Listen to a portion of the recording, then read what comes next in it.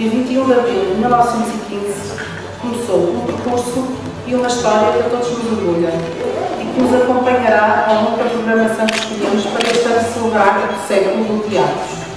E são 100 anos de vida, literalmente, porque este teatro, que nasceu da vontade de um conjunto de cidadãos bracarenses, manteve sempre a sua atividade ao serviço dos públicos e da cidade, sendo palco das mais variadas atuações em todas as áreas artísticas, e ainda lugar de eventos inusitados, como a exposição que acabamos de inaugurar na mostra. O teatro foi, e quer ser cada vez mais, o espaço de eleição para os criadores de Braga, que ao longo dos últimos anos têm aqui apresentado os seus projetos,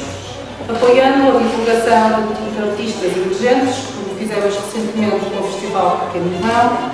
e proporcionando o contacto das novas gerações que se formam nas nossas escolas, com o desafio que é atuar numa casa como esta. Uma sala que se intimida, que também deslumbra e com certeza irá estimular o surgimento também de novos talentos. Por outro lado, o teatro, com a sua notoriedade e beleza, foi sempre um lugar de representação de grandes produções nacionais e internacionais.